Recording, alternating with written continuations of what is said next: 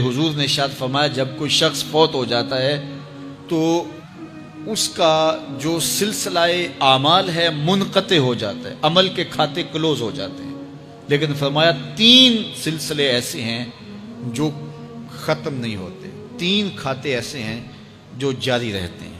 اللہ اکبر۔ سب سے پہلے صدقہ جاریہ، دوسری بات میرے حضور نے ارشاد فرمایا علم جس سے لوگ نفع پائیں۔ اللہ اکبر۔ علم کسی کو سکھا دیا، وہ تسلسل باقی رہے۔ ہمارے استاد قبروں میں چلے گئے، لیکن آج ہزاروں طلباء کو اور لاکھوں عوام کو ان کے دیے ہوئے جو سبق تھے جو انہوں نے ہمیں پڑھایا آج ہم لوگوں کو بتا رہے ہیں، تو ان کی روح کو اس کی برکت پہنچ رہی ہے، پھر یہ ان کے استاد، پھر ان کے استاد۔ تو علم نافع یہ کبھی بھی کھاتے کلوز نہیں ہوتے۔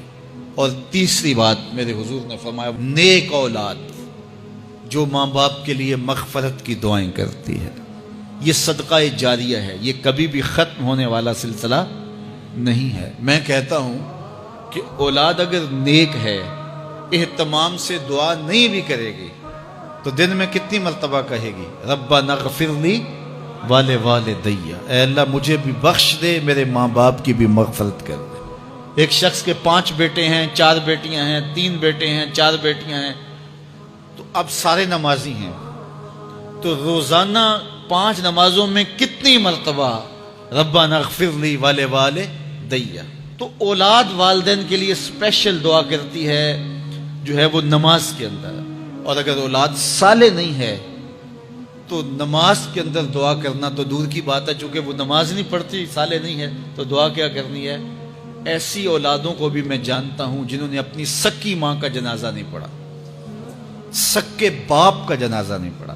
ویسے ایک ایسے بد نصیب کو میں جانتا ہوں جس نے واقعتاً نہیں پڑھا، آیا ہی نہیں، قبرستان میں بھی نہیں آیا، لیکن بہت سارے ایسے لوگوں کو میں جانتا ہوں جو قبرستان میں آئے ہیں لیکن اپنے باپ کا، اپنی ماں کا جنازہ نہیں پڑھا، جنازگاہ میں کھڑے رہے، جنازہ نہیں پڑھا۔ آپ سوچتے ہوں گے کوئی ایسا بد نصیب بھی ہو سکتا ہے؟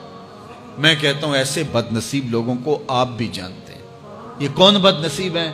جنہیں جنازہ آتا نہیں، ساری زندگی لوگوں کے جنازوں میں رسماً کھڑے ہو کے آ جاتے ہیں، جنازہ آتا ہو تو کچھ پڑھے، جاتے ہیں ہر جنازے میں ہیں لیکن نماز جنازہ ہی نہیں آتی، تو کھڑے ہو کے لوگوں کو دیکھ کر کے سلام پھیر دیا، لوگوں کو دیکھ کر کے ہاتھ چھوڑ دیے، اور جو ہے وہ جنازہ پڑھنے گئے تھے۔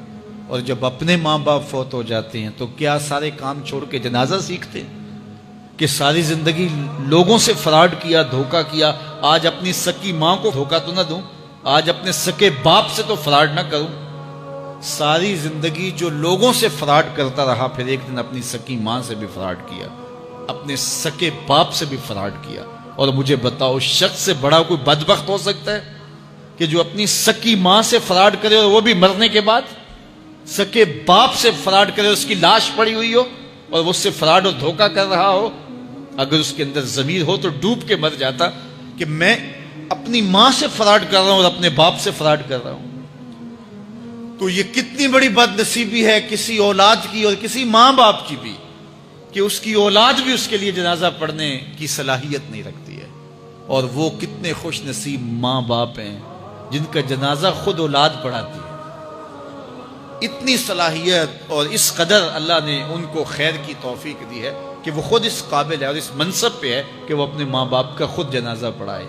کوئی جنازہ پڑھائے بڑی برکت ہے، لیکن جس خلوص سے بیٹا دعا کر سکتا ہے کوئی اور تو نہیں کر سکتا ہے۔ تو اپنی اولادوں کو نماز جنازہ سکھاؤ، اپنی اولادوں کو دین سکھاؤ، یہ عادی بن جائے نماز کے، تاکہ بعد از انتقال دعاؤں کے سلسلے جاری رہیں۔ جو شخص روزانہ اپنے والدین کے لیے مغفرت کی دعا مانگے، والدین زندہ ہوں تب بھی، فوت ہو گئے ہوں تب بھی، علماء فرماتے ہیں ساری زندگی اس کے رزق میں بے برکتی نہیں آ سکتی۔ تو اپنے ماں باپ کو خوش رکھیے گا اگر زندہ ہیں تو، اور اگر فوت ہو گئے ہیں تو ان کے لیے دعاؤں کا سلسلہ کبھی بھی موقوف نہ ہونے دیجیے گا۔ 5 گانا نمازوں میں تو دعا چلتی ہی رہتی ہے، اس کے علاوہ بھی دعا مانگیں۔ اللہ آپ کو، مجھے، سب کو اپنی رحمتوں کے سائے میں رکھے، ہم سب کے ماں باپ کی مغفرت فرمائے۔